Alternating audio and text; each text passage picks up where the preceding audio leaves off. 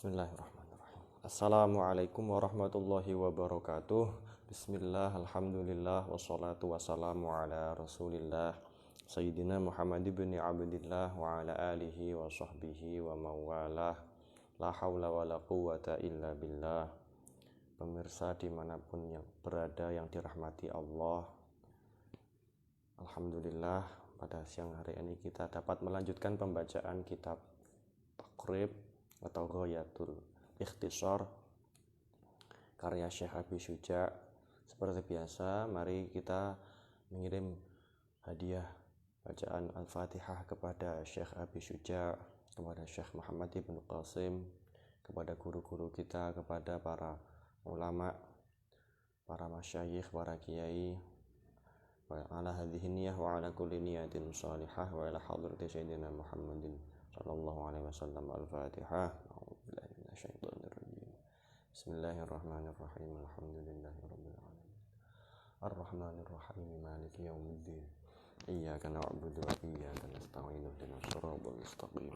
Shiratal ladzina an'amta 'alaihim ghairil maghdubi 'alaihim waladdallin. Bismillahirrahmanirrahim. Faslun wa juludul maitati tadhuru biddibaghi. Faslun utawi iki iku ana fasal sewiji. Wa juludul maitati utawi pira-pira kulite batang, kulit bangkai, iku tadhuru bisa suci apa juludul maitah biddibaghi kelawan den sama, illa jildal kalbi kejaba kulite anjing, wal khinziri lan celeng, wa malan hayawan tawallada kang lahir apa ma minhuma saking al-kalbi wal khinzir. Wa juludul maitati tadhuru biddibaghi. Semua kulit bangkai itu bisa menjadi suci, ya, digunakan secara fungsional nanti jadi suci dengan cara dibagh. Dibagh itu adalah membersihkan kulit itu dari lemak-lemak yang menempel, dari darah-darah, dari daging-daging bangkai yang masih menempel. Nah, artinya pada dasarnya kulit bangkai, kulitnya itu nanti bisa dianggap suci, ya, dianggap suci atau sesuatu yang disucikan. Maksudnya kulit bangkai itu hukum aslinya suci, meskipun nanti dia tetap jadi bangkai, tapi kulitnya itu, ya, kulitnya itu suci. Atau versi lain, kulit bangkai itu najis, tapi dengan cara disamak ini hukum kulit yang tadinya najis berubah menjadi suci. Nah, demikian pemahaman tentang kesucian kulit bangkai. Nah, bangkai di sini ya semua bangkai, entah itu hewan yang tidak boleh dimakan, ya, haram dimakan, semisal harimau, kucing, hewan-hewan bertaring itu, atau hewan yang halal dimakan tapi jadi bangkai. Nah, semua hewan baik yang makulul lahmi boleh dimakan atau ghairu makulil lahmi tidak boleh dimakan. Tapi ada pengecualiannya, illa jildal kalbi, kecuali kulit anjing, wal khinziri dan khinzir, babi. Kalau kulit anjing dan babi ya tidak boleh digunakan atau tidak bisa disamak. Wa ma tawallada minhuma, atau hewan yang lahir dari, ya, blasteran anjing dan babi, itu nanti juga tidak bisa disucikan dengan disamak, ya dianggap najis terus. au min ahadihima utawa saking salah sijine al-kalbi wal khinziri. Utawa saking salah sijine al-kalbi wal khinziri. Jadi salah satunya berarti ya, misalnya anjing kawin dengan kambing, ya, anjing kawin dengan kambing. Nanti anaknya atau hasil dari hubungan anjing dan kambing tadi, anaknya mengikuti induk yang akhos, yang rendah kualitasnya. Anjing dan kambing itu yang rendah kualitasnya adalah anjingnya. Maka nanti hukumnya nanti anaknya antara perkawinan silang anjing dan kambing, anaknya diikutkan yang anjing. Hukumnya sama-sama najis mughalladhah. Karena kalau dalam teori furu' atau cabang anak ya, itu nanti kalau dalam hal urusan hewan-hewan itu yang dianggap adalah yang akhos. Akhos itu yang paling rendah. Antara anjing dan kambing itu kan rendah anjing. Kambing kan bisa digunakan untuk berzakat, bisa dimakan, bisa dijual belikan.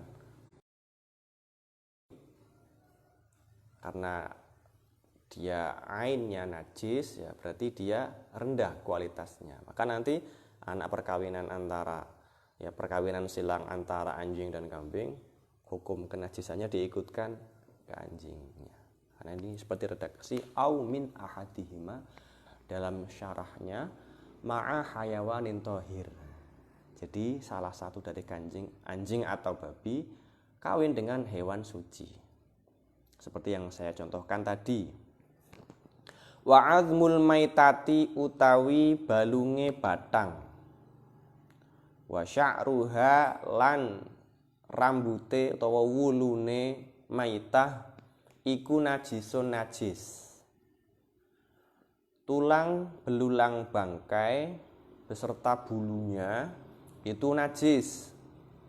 Maka tidak bisa diambil manfaatnya, ya. Jadi ketika melihat kerajinan terbuat dari kulit, nah itu kok masih ada bulunya. Nah bulunya itu menurut kitab takrib bulunya najis itu, ya. Kecuali kalau itu hewan yang boleh dimakan, ya, misalnya sapi atau kambing disembelih. Nah kalau disembelih itu kan tidak bangkai, kemudian suci hukumnya. Nah maka kulitnya ketika masih ada bulunya, ya bulunya juga masih ikut suci itu. Tapi kalau itu nanti bangkai, rambutnya atau bulunya jadi najis. Illal adamiyah, kejaba anak Adam. Ya, kalau manusia atau anak Adam, manusia itu bangkainya tidak najis. Karena oleh Allah telah dinas dalam Al-Quran, walaqad karramna bani Adam. Sungguh kami telah memuliakan bani Adam, keturunan Adam, yaitu manusia. Maka karena dimuliakan, bangkainya tidak najis. Faslun wala yajuzu isti'malu awani dhahabi. Faslun utawi iki ku ana fasal suwiji. Wala yajuzu lan ora wenang apa isti'malu awani dhahabi, nggunakake pira-pira wadah emas, wal fiddati lan perak. Wa yajuzu lan wenang apa isti'malu ghairihima, nggunakake sakliyane emas lan perak, minal awani bayane pira-pira wadah. Faslun wala yajuzu isti'malu awani dhahabi, tidak boleh menggunakan wadah-wadah yang terbuat dari emas ataupun perak. Ya. Al-awani itu jamak dari ina. Nah, al-ina itu artinya wadah. Nah, wadah itu berarti sesuatu yang digunakan untuk meletakkan sesuatu lain, ya. Sesuatu yang digunakan untuk meletakkan sesuatu. Misal meja ini namanya wadah. Meja ini namanya wadah. Nah, tidak boleh meja terbuat dari emas, tidak boleh. Rak buku itu wadah, maka tidak boleh rak buku terbuat dari emas. Kemudian misalnya piring, gelas, mangkok, baskom, ember, tidak boleh wadah-wadah tersebut terbuat dari emas ataupun perak. Haram hukumnya menggunakan wadah-wadah yang terbuat dari emas dan perak.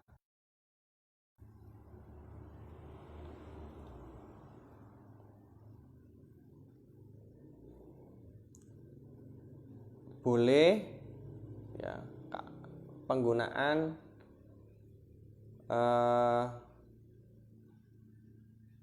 wadah yang terbuat dari selain emas dan perak. Misalnya terbuat dari, kalau di Syarah Fathul Qorib, kaina iyakutin, wadah yang terbuat dari yakut atau intan. Ya, selain emas perak berarti dari aluminium, dari tembaga, dari kuningan, yang bukan, intinya yang bukan emas dan perak. Nah, itu boleh. Dari kaca atau dari batu, dari kayu. Nah, kalau wadah-wadah yang terbuat dari selain emas dan perak boleh. Makanya meja itu dari kayu, rak buku dari kayu, piring, gelas itu dari kaca, ya, atau beling orang Jawa bilang. Nah, kalau emas dan perak digunakan untuk selain wadah boleh, misalnya untuk perhiasan, tapi perhiasan pun untuk perempuan. Ya. Kalau laki-laki cukup cincin perak, ya, perak itu pun cincin. Kalau perempuan kalung boleh, anting boleh, apalagi cincin emas perak boleh. Emas juga diperbolehkan untuk menghiasi, misalnya seperti di Masjidil Haram itu, ya, untuk menghiasi Ka'bah, untuk menghiasi masjid-masjid itu tidak apa-apa. Emas digunakan sebagai monumen, misalnya Monas itu monumen nasional, ya tidak apa-apa, karena itu bukan wadah. Yang haram itu menggunakan emas dan perak sebagai wadah. Faslun utawi iki kuwono fasal suwiji. Sekarang masuk ke bab siwak. Wasiwaku utawi siwak iku mustahabun den sunnahake fi kulli halin ing dalem saben-saben tingkah. Hukum bersiwak itu disunnahkan, ya, mustahabun, di setiap keadaan. Bangun tidur atau sebelum tidur tetap sunnah.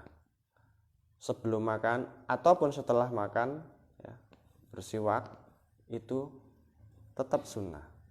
Nah, kalau zaman dahulu siwak itu yang menggunakan kayu ataupun kain, ya. Tapi zaman sekarang menggunakan sikat gigi dan pasta gigi. Nah, itu juga termasuk siwak. Jadi jangan mengira menggunakan sikat gigi atau pasta gigi, dengan pasta gigi itu bukan bersiwak, itu juga bagian dari bersiwak.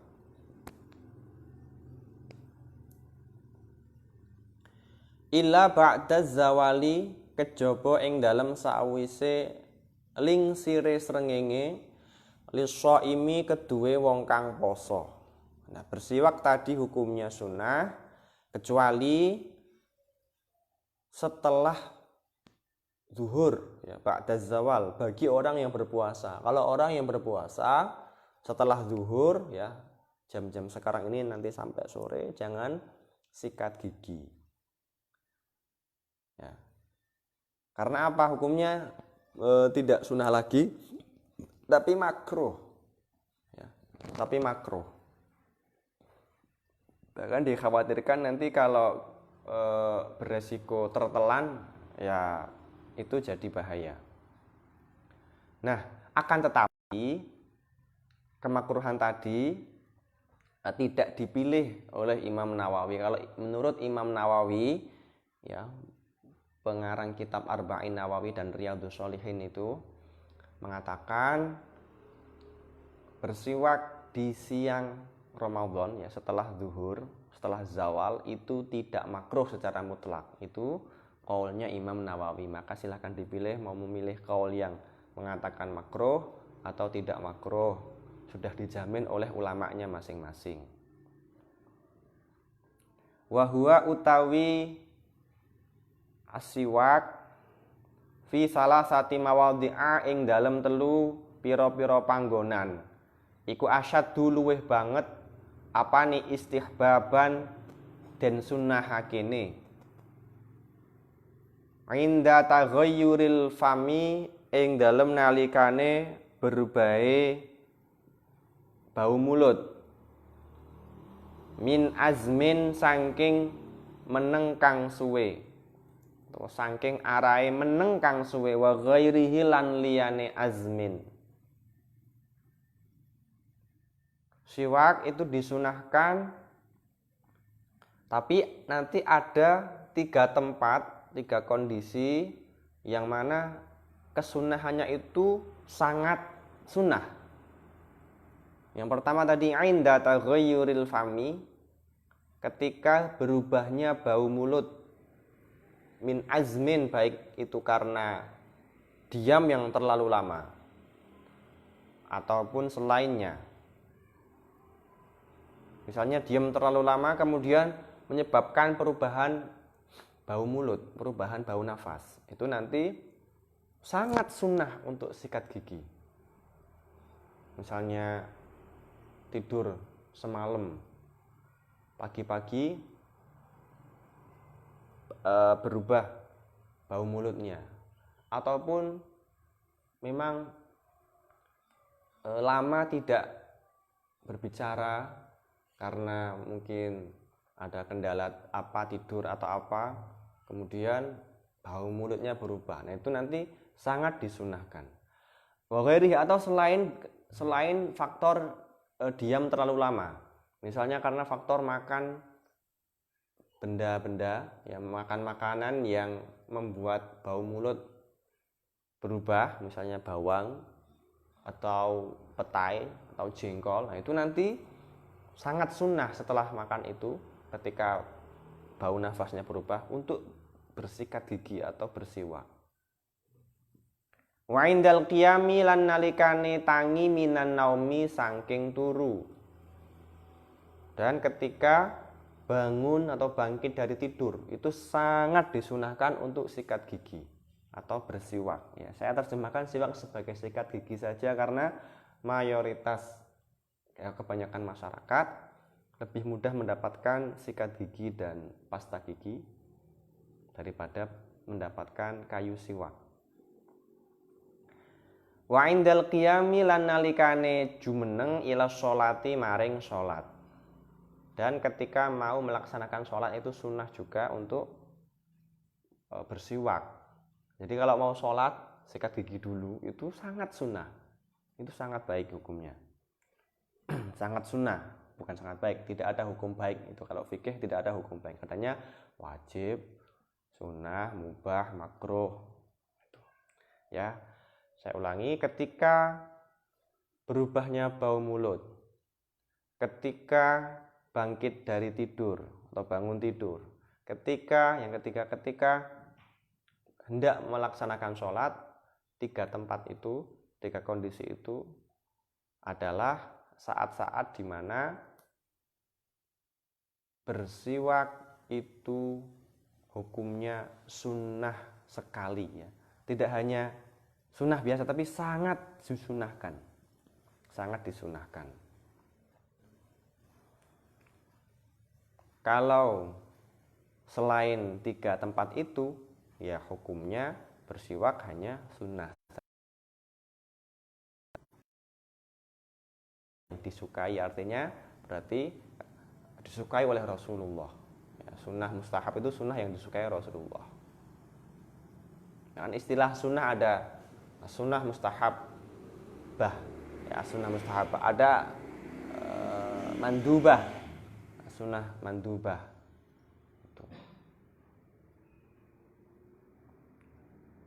Itu nah, kalau mustahabah sesuatu yang disukai oleh Rasulullah. Cara bersiwak ya, cara bersiwak itu yang lebih baik memegangnya dulu ya, memegangnya misalnya ini sikat gigi atau siwak, memegangnya seperti ini. Jadi batangnya itu dimasukkan ketiga jari ini, kemudian dikempit atau dijepit dengan jempol dan ini kelingking. Nah, begini megangnya. Ya. Nah, misalnya saya contohkan pakai kitab ini begini. Ini misalnya batangnya, cara megangnya begini. Dari kanan dulu, kemudian ke kiri ya. Pokoknya kalau urusan toharah itu ada istilahnya sunnahnya tayamun yang mengawali dari kanan ke kiri, kemudian atas ke bawah. Ya kalau bersikat gigi itu ada kalau diputar-putar. Ya, kalau memakai kayu siwak ya terserah nanti bagaimana metodenya, senyamannya tidak ada metode khusus, tapi tayamun atau mengawali dari kanan ke kiri itu baik, seperti bahwasannya Rasulullah itu selalu memulai apapun dari arah kanan.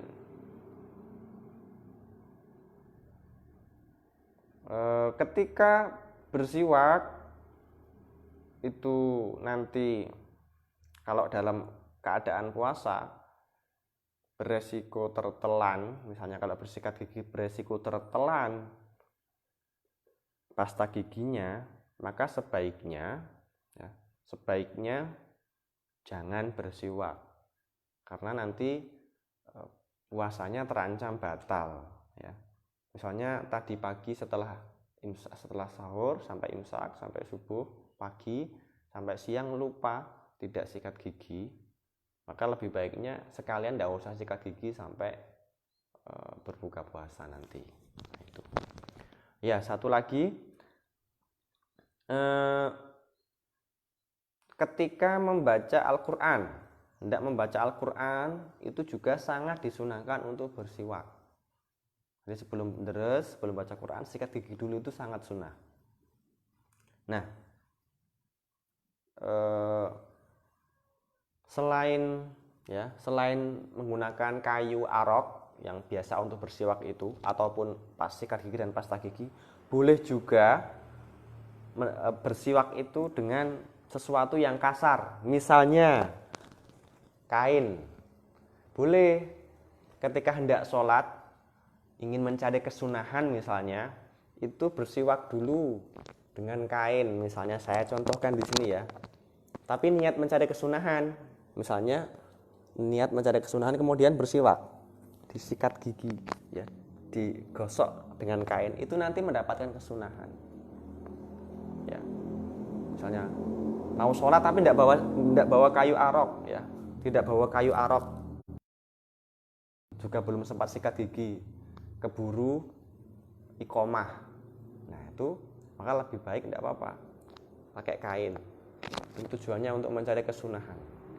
Nawaitul istiyaka sunatalillahi ta'ala, aku niat bersiwak agar dapat sunnah, tidak apa-apa itu. Tapi ya kalau bisa jangan sampai kainnya nanti basah, pakaiannya basah.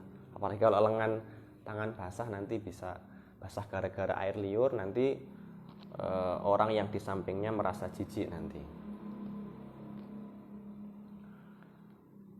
Nah, niat mencari kesunahan dalam bersiwak itu penting, jangan sampai lupa, jangan sampai berniat siwakan itu hanya ingin tanzif atau membersihkan diri saja, tapi diniati juga mencari sunnah, karena bersiwak itu juga termasuk amalan yang disukai oleh Rasulullah SAW. Jadi penting sekali niat mencari kesunahan.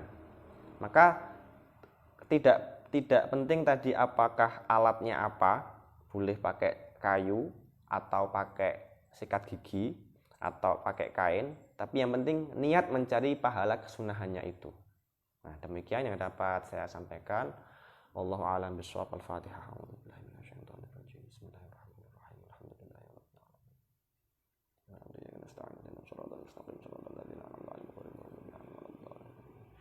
Kita lanjut lagi hari esok. Assalamualaikum warahmatullahi wabarakatuh.